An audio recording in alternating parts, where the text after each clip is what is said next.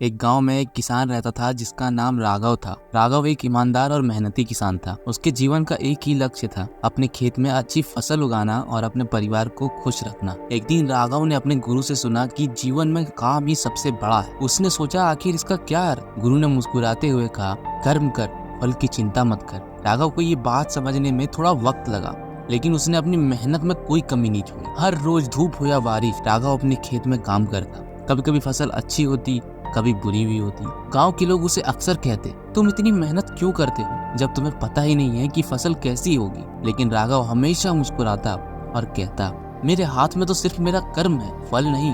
अगर मैं अपना काम पूरी ईमानदारी के साथ करूंगा तो भगवान जरूर मेरे लिए कुछ अच्छा करेंगे। ये सुनकर लोग उसका मजाक उड़ाते हैं, पर राघव को अपनी मेहनत पर पूरा विश्वास था। एक साल गांव में सूखा पड़ा, पानी की कमी हो गई और सब लोग चिंतित थे।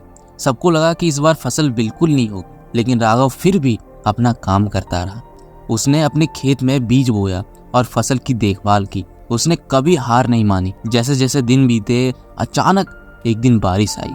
जो लोग अपनी फसल छोड़ चुके थे उनका सब कुछ बर्बाद हो गया, लेकिन राघव का खेत हरियाली से भर गया। ये देखकर गांव के लोग हैरान हो गए। उन्होंने उससे पूछा, ये कैसे हुआ? तब राघव ने कहा, मैंने अपना काम किया बिना फल की चिंता किए। भगवान ने मुझे इसका मीठा फल दिया। अगर मैं भी बाकी लोगों की तरह ही इसे छोड़ देता तो आज मेरे पास भी कुछ नहीं होता। इस कहानी से हमें ये सीखने को मिला कि जीवन में हमारे हाथ में सिर्फ हमारा काम है। हमारे कर्म पूरी ईमानदारी और लगन के साथ होनी चाहिए। फल की चिंता करना हमारा काम नहीं है, क्योंकि भगवान हमेशा ईमानदार कर्म करने वाले का साथ जरूर देते। भगवत गीता में भी श्री कृष्ण अर्जुन को ये श्लोक सुनाते हैं, कर्मण्येवा अधिकारस्ते मा फलेषु कदाचन माँ कर्म फल हेतु बुर्मा ते संगुष्ट कर्मण्ये।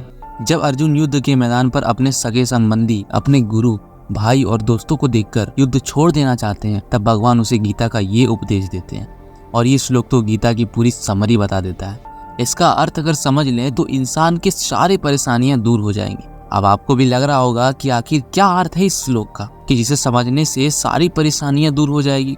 इसका अर्थ है कि हे अर्जुन, तेरा अधिकार कर्म करना है, उसके फल में नहीं।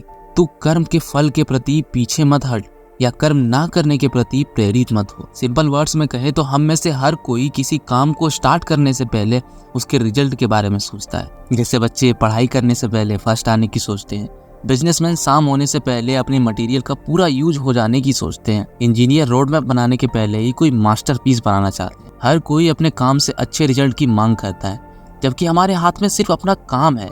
उसका रिजल्ट क्या मिलेगा, कैसा मिलेगा, कैसे मिलेगा, इस पर हमारा कोई कंट्रोल नहीं है। अब आप बोलोगे कि अगर हम रिजल्ट की इच्छा ही नहीं रखेंगे तो उस काम को करने का मोटिवेशन क्या रह जाएगा?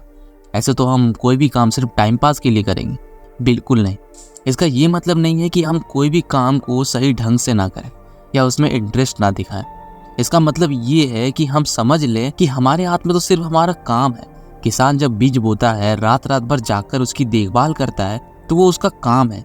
अब अगर सूखा पड़ जाए या फसल खराब हो जाए तो उसे अपने आप पर शक नहीं करना चाहिए, क्योंकि ये बात उसके कंट्रोल में नहीं। हमारे लाइफ में बहुत कुछ ऐसा है जिस पे हमारा कोई कंट्रोल नहीं है, लेकिन खुद पर और अपने कर्म पर पूरा वश है। इसलिए उसमें कमी नहीं रहनी चाहिए।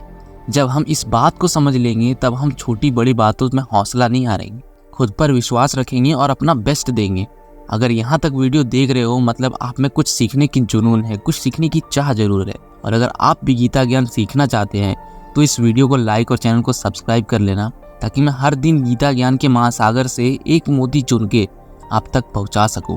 मिलते हैं एक और नई वीडियो में, तब तक जय श्री कृष्णा।